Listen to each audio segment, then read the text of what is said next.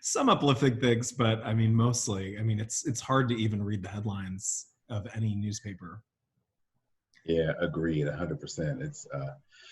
It's not good times, but let's introduce you to the world. Of course, everybody knows you anyway because you're the famous professor, but nonetheless, to some people that might not know you as well, this is Professor Daniel Morales, who is a professor, not just a professor. I mean, you're a law professor. Sir. Yeah, that's big stuff. Like you teach, like, you teach. I mean, I guess college kids are adults too, but like you teach really grown people. Like Yeah. It's really true. We were saying that yesterday when I was teaching. Someone said to me, "You're the only person who's an educator that we know." And I was like, and my wife was like, "He's not an educator." It's like, because it's just a different thing. Like graduate school. I teach graduate school. I only teach graduate students, so it's really it is different.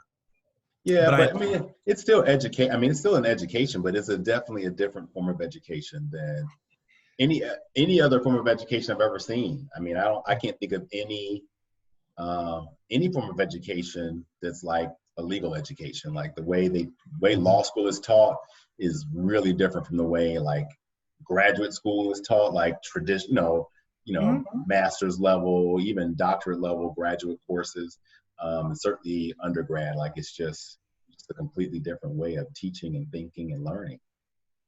Yeah, no, I think it is. I mean, it's pretty unique. So it's an American strength. It's one of the uniquely American institutions that we have in the U.S. So, well, let's tell some folks a little bit more about you, because of course I've known you for years now.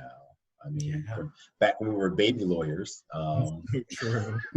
We were running around thinking we knew something because we had a law degree. Oh, look, I have a law degree. I got a license. They said I'm a lawyer.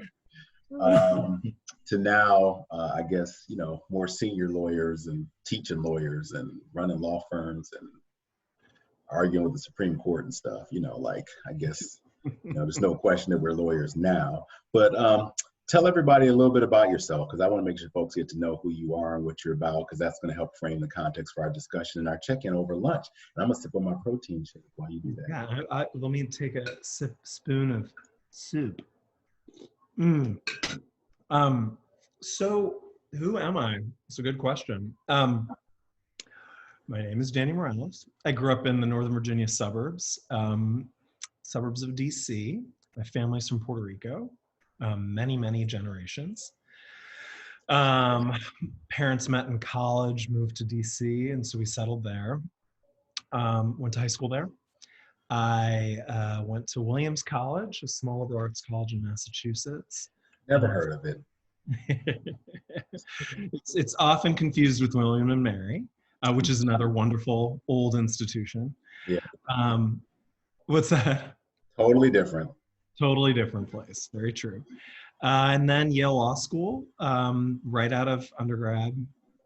From there, I spent a year at Jenner&block, then Kirkland&ellis, where I met you. And I wrote a law review article while I was at Jenner, and that's when I decided I want to be an academic.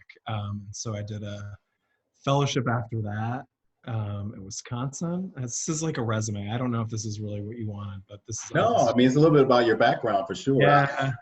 I will get to the point where I grill you a little bit about telling me everything about on your resume and not about who you really are, but the resume part is important.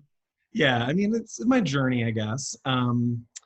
So then I did a fellowship at Wisconsin where I wrote another law review. So you got to write to get an academic job. It's really a writing job. And then I clerked for two federal judges, the Northern District of Illinois, Joan Gottschall, who's the smartest lady I've ever known, and Judge Cole, who's among the wisest people I've ever known. So then DePaul, was tenured at DePaul, and then I got this great opportunity. The University of Houston was looking to replace a retiring kind of very senior immigration professor, and that's my area. So I was solicited to apply for that, and I got the job. And so I'm teaching at the University of Houston Law Center now, which is a wonderful institution. I'm really happy I made the move. So that's me, I guess. That's my CV anyway. That's your CV. But so you're teaching at the University of Houston Law Center, but you are living in Chicago, Illinois. I know this for a fact, right? Yes. Yes. What's So that like? it's all right. I mean, it's interesting. I mean, academia is one of the few jobs where I think this is like pretty feasible because really, I mean, my semester's over. Like I have 2 classes left. And then I don't teach again until August. So, you know, it's really only half the year that I'm doing it. I have an apartment up there, kind of made it super comfortable. And then it's a 2-hour flight in the same time zone. So it's been okay. I don't know if we'll do it long term, but I think, you know, Chicago's home now. I mean, we love the city. We've lived here. My wife and I have lived here since 2005. We moved here for her to go to the University of Chicago. So we just have deep friendships and relationships. And as much as the career move made a ton of sense, I think we needed some time to figure out, like, will Daniel even like this place? Like, is it even, you know, so we're sort of taking it step by step, which I think we do not regret, but it's challenging, but it's not, I feel like it's being a management consultant for half the year with a lot less of the sort of drudgery of that profession. So, you know, people do it. It's okay. I don't know that I'd recommend it to everyone, but I think it's been a good choice to manage our kind of opportunities here. Well, I mean, it makes sense to me. And at the end of the day, I mean, tenure faculty positions they don't grow on trees.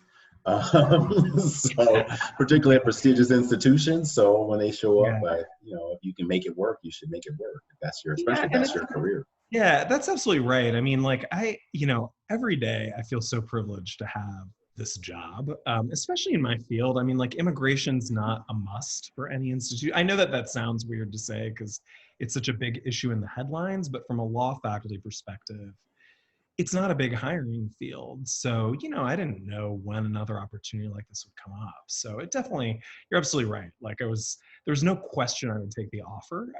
But you know, we manage the best we can. So yeah.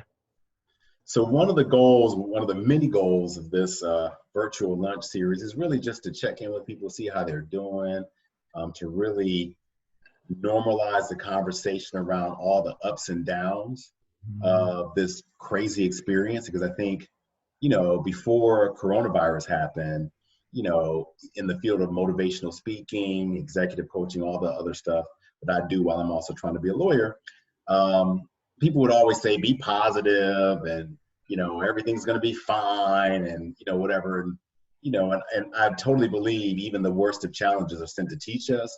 But, you know, this is one of those experiences where you have to recognize that you're never going to be positive all the time. Everything's never going to be great all the time. There's going to be some challenges that are completely unavoidable. You can't even mask them if you wanted to.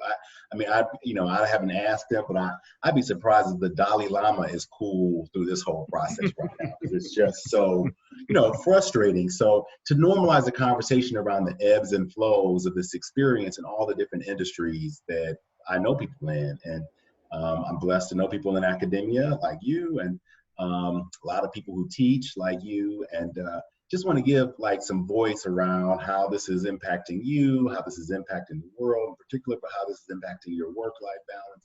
So folks can understand that one, it's normal to be having ups and downs, and to see that other folks are doing that. And then number two, rather than sit here and just like bitch about the coronavirus, to actually talk about some stuff that's interesting and actually have lunch like we would have done if this hadn't happened. Because if I were up in Chicago right now, I would probably be like, hey, let's go grab lunch. Since we also are working together, actually, you know, you're a client of mine, or a client of my firm's, and we work together on some pretty big projects right now in Chicago. So I'd be having lunch with you. So why not do all of that this way? No, I think it's great. And I think the project is a really important one. I mean, you know, in my own journey, and I've been in therapy for a number of years now, and it's helped me so much. But I mean, I think precisely what you're talking about, just sort of being honest about sort of what life is like, which is it's never in any period, right? It's like, it's never just this, right? It's always like this. and we try and self-regulate and we learn good habits, and a lot of that is being upended right now. But I think it's a great idea, and I'm happy to participate. So my ups and downs, I definitely have them. I'm a moody person by nature. You're owning it. Oh yeah, I'm moody. So it's been challenging. I mean, I think the hardest thing for both my wife and I is just we're both trying to get some things done. And she's a practicing attorney like yourself, and she lives and dies by the billable hour. And I mean, has again, in the best of times, there's problems with that model. But I think in a time like this where we don't have childcare for our two children, and we live in this beautiful home that we love, but it has an open floor plan, which when you don't occupy a house 24/7 is fine. But Right. it turns out when you've got 5 Zoom meetings going on at one time, it's not super great. And architects didn't design this house to be, lived in as we are living in it now. So yeah, I mean, I've had like really bad days where I'm just like, oh my God, it's 4 o'clock. Let's have a scotch. And I've had really good days. I mean, I think there's a closeness that comes out in this. You see a different side of your kids, which has kind of been beautiful to see, because you often don't get them at their best because they're exhausted from school. So, I'm trying to look at those things, in my darker moments. But, I'm also trying to figure, when I am in those down sweeps, I try and remember how privileged we are. I mean, you mentioned tenured faculty. I mean, yeah, in some conceivable universe, the University of Houston could just go down and they would have to fire me along with it. But it's not really in the wheelhouse. And it feels really good to at least, and I know so many people are suffering through these worries right now. And it's just, for that not to be on my personal plate for me, is, I'm just really grateful for it. I mean, it just doesn't exist in America in almost any other profession. So I feel lucky. Yeah. How do you teach in this environment? How do you, particularly, I mean, so having been through law school, I mean, I'll admit, I went to Michigan for law school, great experience. I did well as a student, but to say that I was, I wouldn't say I was a class clown or anything like that in law school, but there's some days I was more engaged than others because it's law school. And I'm like, at the end of the day, I need to write a final exam. Like, it's nice that you're up here talking, Professor. It's great that you want to share what you wrote recently or the last conversation you had with, Chief Justice Rehnquist. However, you're going to give me an exam and I have to write this stuff down. And that's all that's going to matter for my grade. So a lot of times I went to class and I wasn't really paying attention. I just wasn't engaged because it didn't matter. How are you managing all that stuff now with this virtual social distancing, commuting on top of that? Like, what is that like for you? Yeah, I mean, thankfully I don't have to commute because I'm just stuck here and It's all on Zoom. I mean, this is my work life now. It's like the Zoom where it happens. That Hamilton, awesome.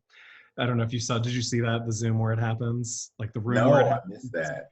Oh yeah, we'll go watch it. It's a fun, anyway, it's a spoof on that, but it's the whole Broadway Hamilton cast.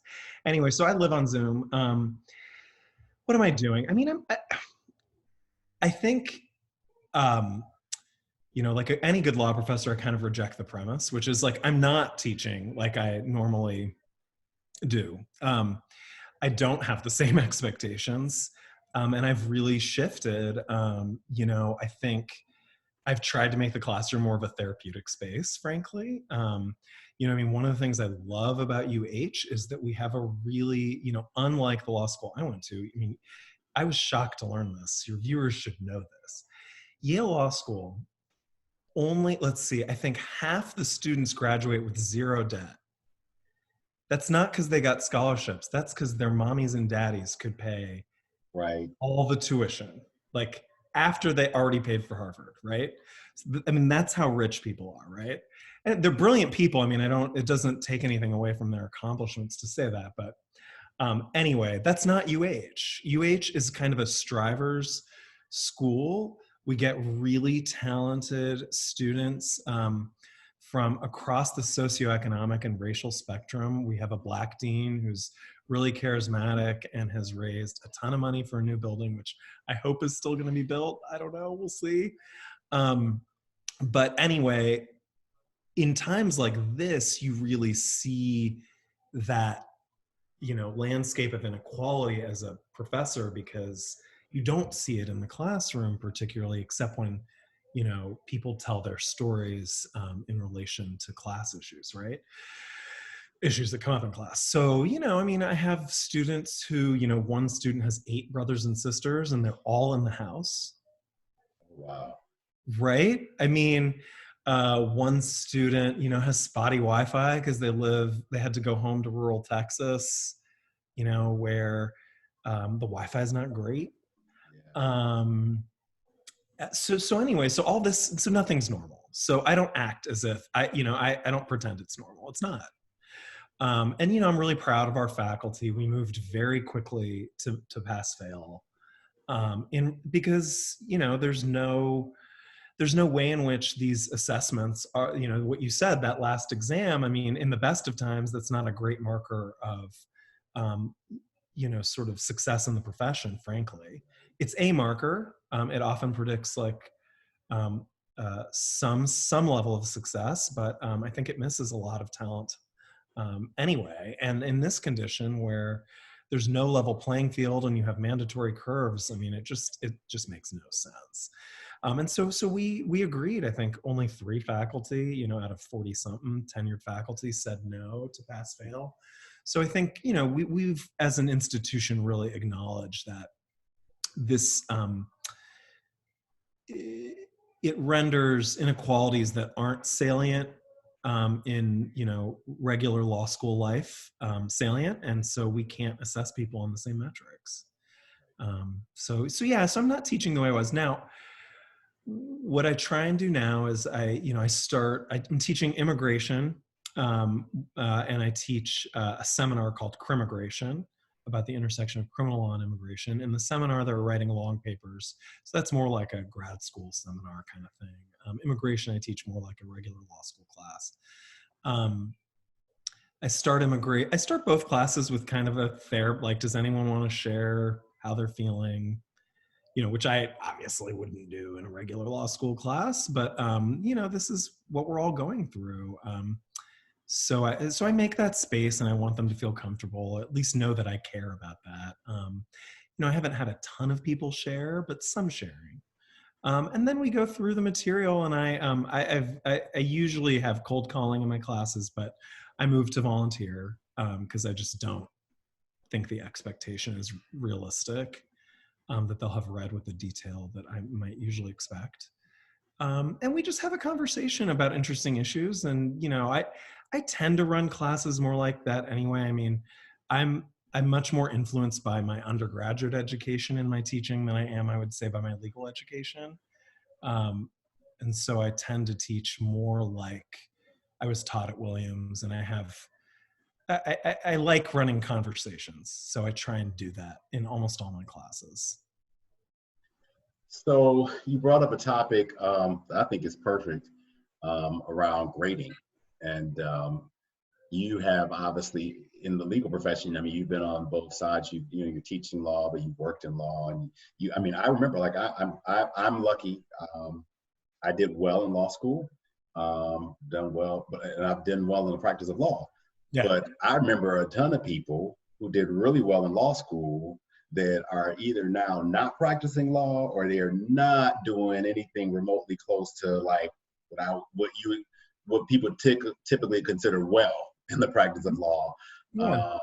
You know, and then some folks, I remember like some folks we recruited at Kirkland. I mean, we gave scholarships to get to induce them, because they, you know, to come to Kirkland. Like, we threw all kind of money at them to get them to come, and then they got there and was like, man, from your resume, I thought you'd be great, and you're not, you know.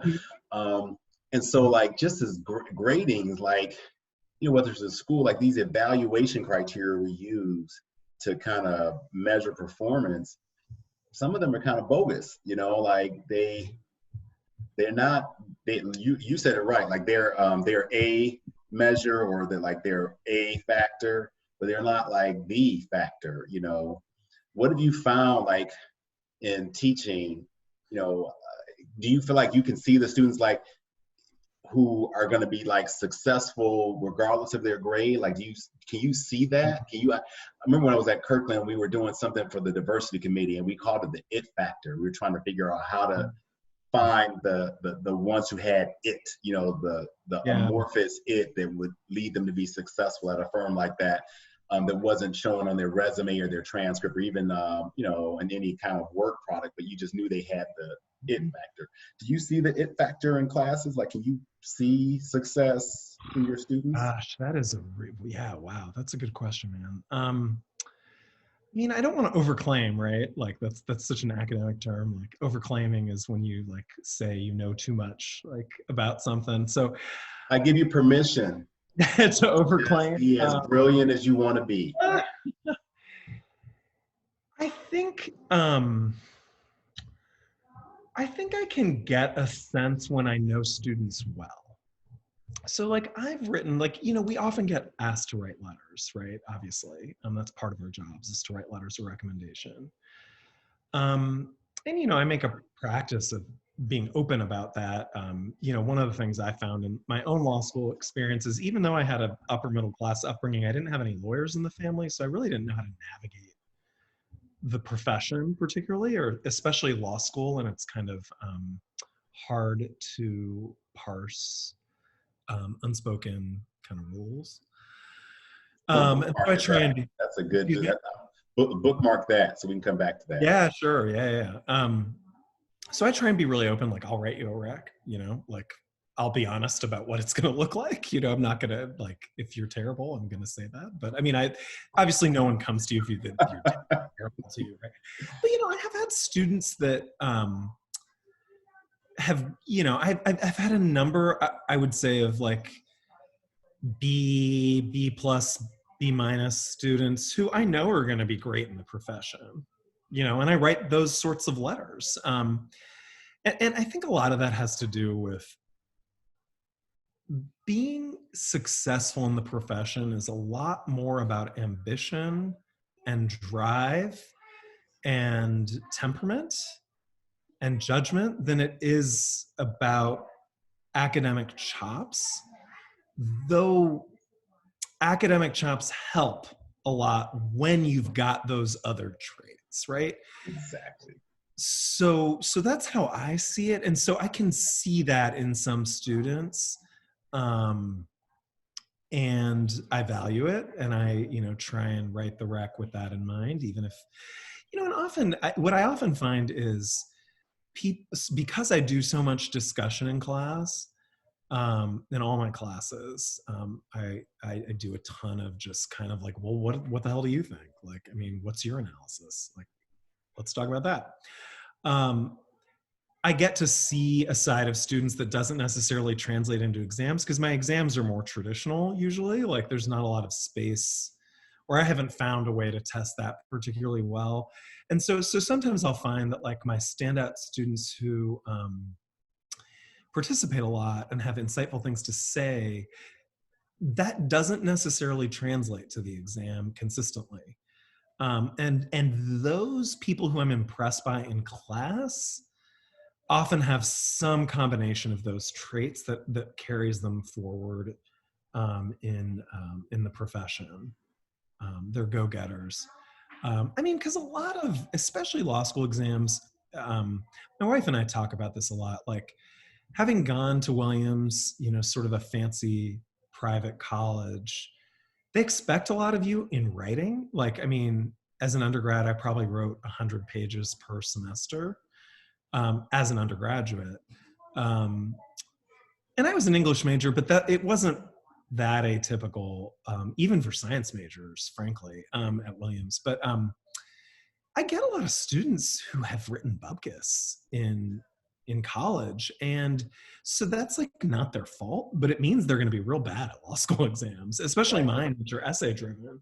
So I kind of, I kind of know that. I also, I mean, I come from the perspective, like at Yale, we have pass fail anyway. So, I mean, our first semester is entirely pass fail.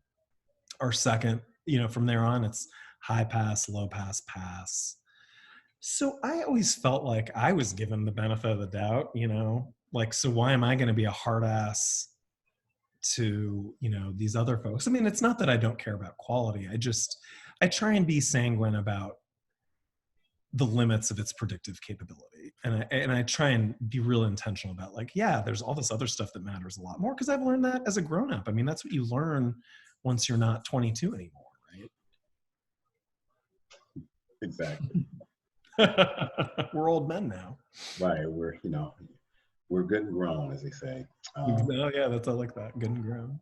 So, and I think this is like even for a lot of my business clients, like this is a really relevant topic to talk about, like whether you call it first generation. I have a friend who does a lot of work around first generation, anything, college, graduate school, jobs. I mean, there's still whole classes, there are whole populations of people who are still being the first at something in their life. Being the first in law school, or being the first in a law firm, or first in even a corporate environment, presents a lot of challenges. And, I haven't had a chance to talk about that with somebody. I was wondering what that was like for you. Because for me, my parents were working class people. They were cops, they did well later in their life because they invested in real estate. And, before the real estate market became so volatile, I mean, back when real estate only appreciated, it helped them retire, early and well. But, I was going to law school. I think by the time I got to law school, they were retired, and the real estate business was going well. But, they didn't have any idea when I applied to law school. They didn't have any idea of what to tell me, where to apply. They didn't know that there were different levels of law school. Like, they didn't realize, they would just like get into a law school. Like, they didn't know there were tiers, and, some law schools you get into them, you couldn't get a job if you come out of them if you want to, and in other law schools you could go to, and like, Michigan or Yale, you go to those schools, and if you get out of that school, you're probably going to get a job. I mean, the reality is, if you graduate from a top 10 law school, you're probably going to get a job, and if you don't graduate from one of those schools, it may be a little bit more doubtful. But as a first generation person, I had no clue what that was like, or even, no clue what it was like to work, in a law firm and all that stuff. So what's that like for you? What was that like for you, navigating, having, knowing, like, I don't take for granted, I had some privileges still, like I was first generation, but I still had some privileges. Sure. I didn't have to work my way through school, where like some people did. If I did work, it was by choice, because I wanted to make some extra money. But still, being first generation, what was that like for you? Like, navigating it, particularly in the environments that you were in, particularly coming, like going into law school, Yale. I mean, okay, you're first generation, law student or whatever at Yale Law School, like the best law school in the country. Like, what's that like? Yeah, I mean, it's a little wild. I mean, I too, like, I am very careful about, and I make a practice of this because I think so many of us want to tell stories about ourselves that are like, it was all us, and like, wow, like, and I'm just, it's not true. I mean, my family, my parents both went to college in Puerto Rico. I mean, my mom, out of college, her first job was at the Federal Reserve Bank. She was an analyst. And my dad was in the Air Force. He did that to get out of Vietnam, because Puerto Ricans can be drafted even though they can't vote. Eye roll, exactly. And so, but you saw that? Yeah. I would say I had like a very DC kind of upper middle. They both had upper middle management government jobs. I mean, it's one of the interesting things about DC is that because affirmative action was such a big deal. I mean, Nixon, remember, started affirmative action programs and governmental hiring. I mean, you have a really diverse group of kind of upper middle class professional people in DC, which is kind of a cool thing about DC, but it Sure. I think opens up opportunities, especially for me, kind of that second generation. So what was that like? I mean, in some ways, I would say Williams was very natural because I went to a very high performing public school. It's a Teston. It's kind of like the Stuyvesant of DC. It's like it's a Teston magnet school. Yeah.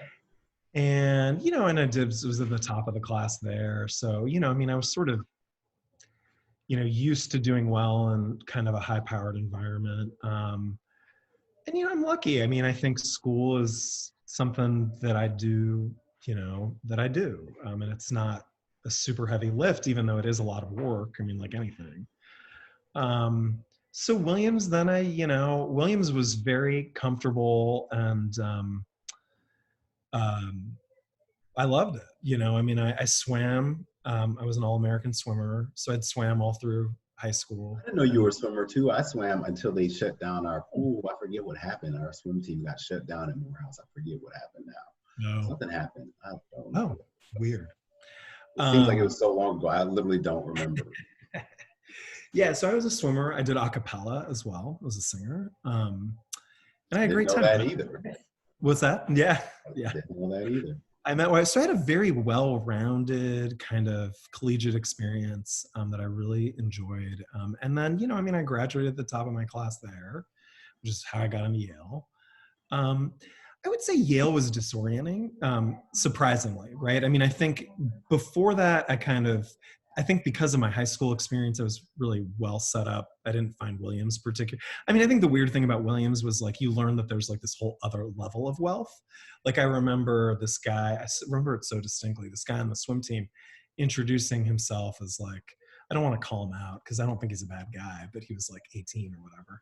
But he was like, I'm so-and-so, and I went to Choate. And I was like, I don't know what that is, Choate.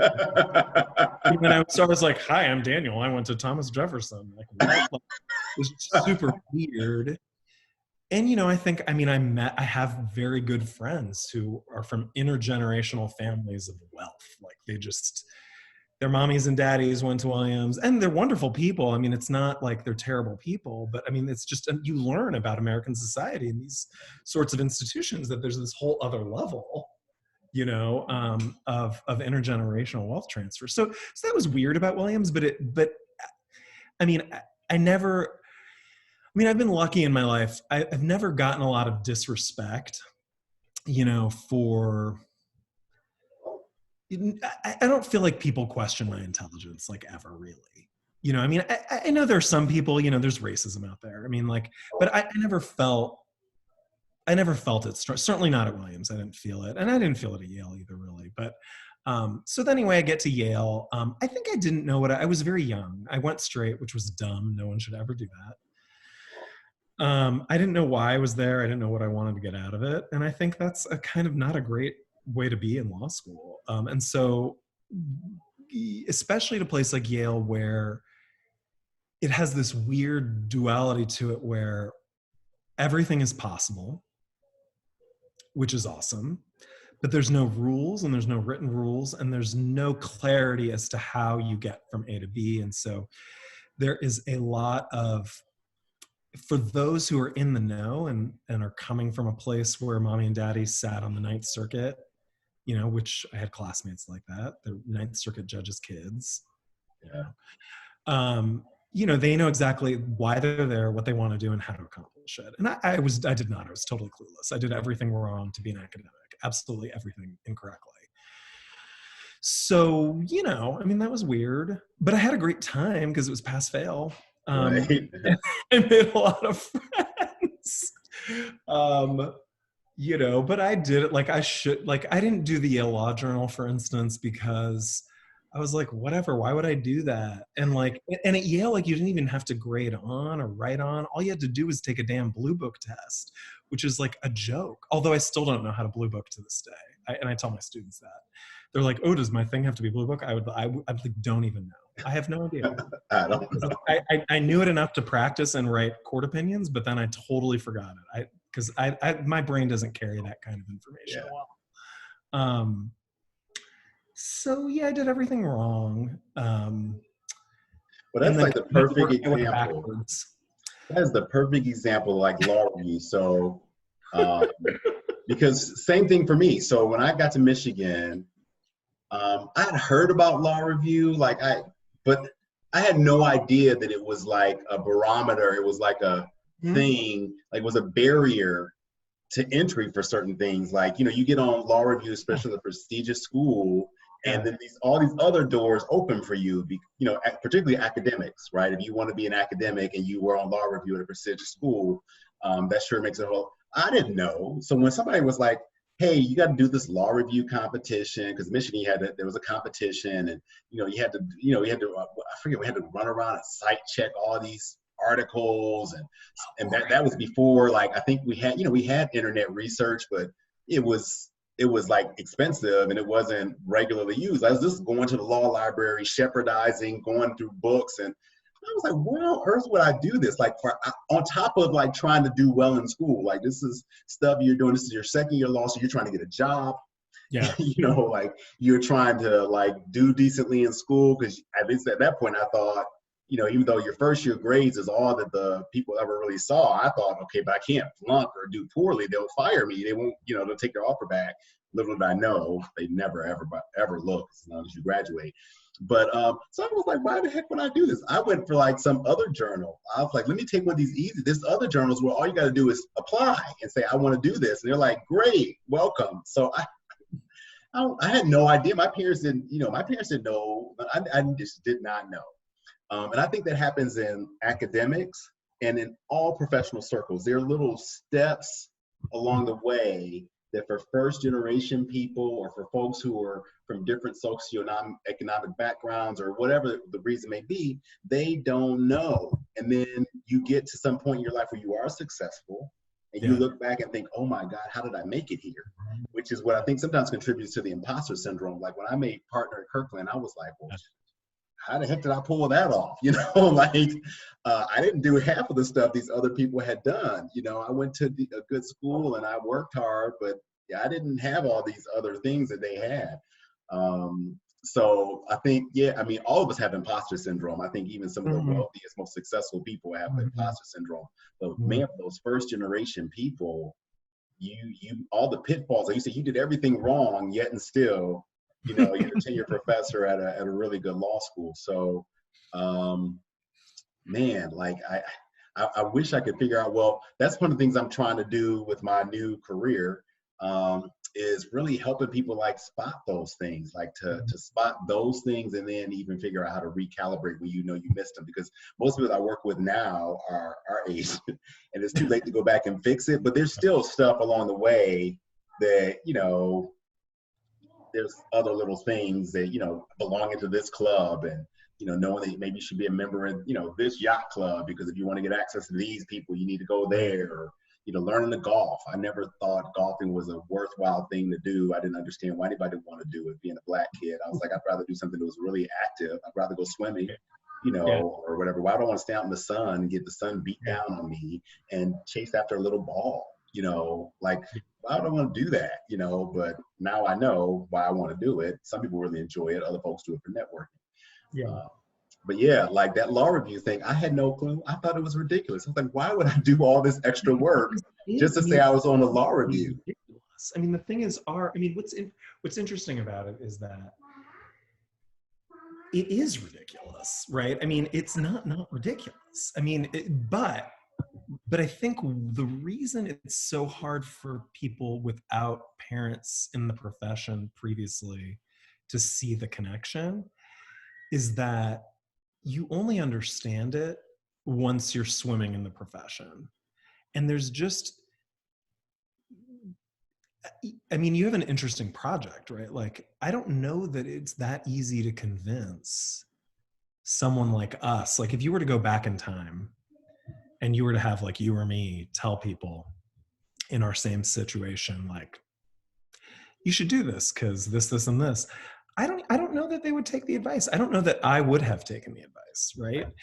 Because there's something about the authority of family and their experience. You would need somebody to have that level of standing with you to telegraph adequately that this is worth the pain in the assness of it, right? And I think that's what's really tricky about it, because I still would not have wanted to do it, right? So you have to have somebody that you really trust tell you that it's like worth the pain, right? Yeah. Especially for me, I mean, this was another interesting thing about Yale. There's this famous speech that Guido Calabrese, the Second Circuit judge and former dean of Yale Law School, and I had him for torts. Anyway, so he gives this speech every year to the entering class that's like, you're off the treadmill, you've kind of arrived, like the world is your oyster. I mean, it sounds like a really douchey thing to say, like whatever. I mean, but anyway, I mean, it's kind of true. Or at least, here's the thing though, idiots like me take it literally, but like everybody else in the room knows that there's way more game going on, right? But I was like, oh great, I'm off the treadmill, sweet, that's what the dean said. Right. Whereas like everyone else is like, oh, wait a minute, I've got to get into this class and get this professor to like me so I can get this clerkship and clerk on the Supreme Court. And there's like 40 steps that are flowing in their head during this speech. And I'm just like, this is awesome. I'm off the treadmill. From your vantage point and from a lot of people's vantage points, yeah, I don't care how you got in there, getting into Yale is a rival. I mean, people spend all their lives dreaming of sometimes getting into any college, and then you got certain colleges that, Yale and Harvard, everybody knows is one of the most prestigious institutions in the world. So yeah, some people will see that as, hey, I have arrived, right? Yeah.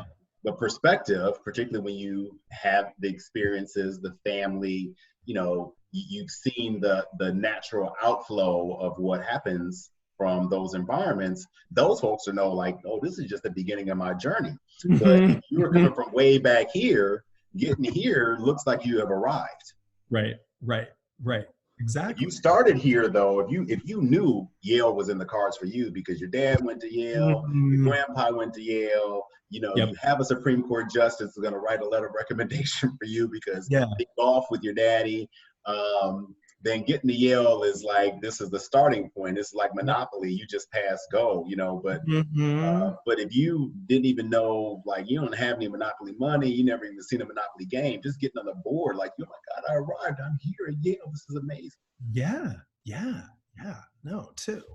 And, and I was also tired because I didn't take a break. Well, I was tired from college. Like, I worked really hard in college, writing all that writing. I mean, I also had fun, but I wasn't so all those things. So I was like, I was receptive to that message, let's say, perhaps more receptive than I should have been. But, my friend Dale and I Dale, my very best friend from law school, is a guy who's the director of voting rights at the ACLU. And he's a big deal now, and deservedly so. He's basically keeping our democracy functioning. But we have this conversation a lot. We're like, I need to stop giving myself shit over my prior, missed opportunities, because at the end of the day, it didn't really, I might be at like a top 20 school instead of, a school at 50 or whatever, but that's not a meaningful life outcome difference. And so, I got from the institution what I needed from it at the time. You just have to kind of live with that and, be grateful that you're where you are. But it's interesting to reflect on that lack of knowledge. Student. Yep. Did you break up? No, I said, is that a student? No, it's some calendar. I'm so bad at managing these. See, you're very technologically sophisticated. I've learned from working with you. You have this entire elaborate workflow, but I've always been absent-minded professor. Like, I never know what day it is. So this is like, that part of COVID is not new. There's teaching days and non-teaching days. That's my life. So I'm really bad at calendaring and all those things. I'm just terrible at. And I write by hand. I write my articles by hand. I'm a real Luddite. So I haven't figured out these notifications. I've got to go and clean them up. But well, I think the last thing you said is the perfect concluding thought, because I think what I took away from what you said last, and what I actually said, I think I did a video yesterday, that I said to myself, just don't be so hard on yourself. Like, I think we can be our own worst critic. In fact, we are our own worst critic. Our negative self-talk, people don't realize, like, it's horrible, the things that we say to ourselves, the ways we criticize ourselves, whether it be physical appearance, mental ability, income, whatever, sex. People say all kinds of things in their head that are way worse than anything anybody could ever say to you. Like, you've said it to yourself way worse than anybody else could ever say it to you. And the reality is that everything is actually really not that bad. No. Right. You could have, yes, sure, you could have found some levels of success higher than those that you've achieved, but you achieved some. And all of us have like a story like that. Like, the fact that we're here, even if life isn't so great, there's folks that are just not here. They didn't make it, Like, even if you're living in some really difficult situation right now, there's some folks that didn't make it out of that situation. If you're unemployed, like whatever, there's some folks, again, that just didn't even make it whatsoever, and don't have any idea of how to, how to survive. So I think that's what I took away from your last comment is a reminder that we shouldn't be so hard on ourselves, and to manage our self-talk, and to really remind ourselves that there's always opportunity to get better. But where we are right now is not that bad. Yeah, no, I'm that's, it feels good to be where I am now, it's good. So no, that's absolutely true. And I think the other, I like that you brought up that idea of people who didn't make it. There is so much sadness for me in like the loss of potential in this country in general. It's, you see that, right? Like, and I see that, that's another reason I like UH. Like, I have students whose parents were undocumented, and they like got the Reagan, Reagan was the last person who did a big immigration amnesty. And there's a lot of the kids of those folks in Texas. And man, you see these trajectories where, people move from, my dad was a farm worker, to I went to Texas A&M, and now I'm at UH, and they're like super smart. And you just think to yourself, like, these students, like, if they'd been upper middle class, they'd be at Yale, and it's like, it's the same stuff, and then they talk about their friends who didn't make it, right? Because they're that subset that were sort of the lucky, or the kind of relatively privileged among the underprivileged. Yeah. It's like, and you just see that kind of waste, and it's really sad. It's really sad. So you have to feel lucky for what you got, for sure. A lot of it is luck. Best way to get more of anything is to appreciate what you have. People say, like, it sounds so cliche and metaphysical guru, but the proof is in money. Like, if you don't accurately manage the money you have, even if you make $100 a week, and you don't actively manage that $100 a week, you are guaranteed not to get more. Like, you're guaranteed not more, because you're going to go into debt, or you're going to go into poverty, or you're going to go into whatever. Like, you're going to the cycle where people are not going to want to help you. Like, the universe is, Paul Coelho in The Alchemist says the universe conspires to help you, but you got to help yourself too. Like, it's a conspiracy to help. It's not like we're going to do it and you do nothing, right? We're going to get in here and help with you, but you have to start. And if you don't appreciate what you already have, you're just never going to get more of it. So you got to start from that place of being like, you know what, no matter how bad it is, coronavirus, isolated, whatever it is that I am, I'm still pretty grateful and lucky to have what I have. Oh, for That's sure. the door to get more. Totally makes sense to me. Yeah. So, man, well, this was fun chatting with you about something other than our least favorite people, least favorite institution in Chicago. I won't name their names, but yeah, it's nice to have a conversation that doesn't center around the unpleasantness of having to go kick somebody's butt. Yeah, that has its own joys. Oh, it does. I as you know, I enjoy it thoroughly. When I have my little wins here and there, I get a kick out of it just as much as you probably do. So, the just crusade. Yeah, living to fight the good fight. Sorry, the good fight. Yeah. Yeah. Absolutely. I really appreciate you making this time. This was a lot of fun, man. Yeah. Take care of yourself. Be safe. You too. We will. Say hi to your wife and your kids for me. Thank you.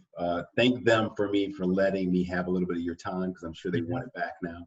Yeah, they do. Yeah, for sure. All right. Take care. See you later, man. Have a great day. Bye-bye.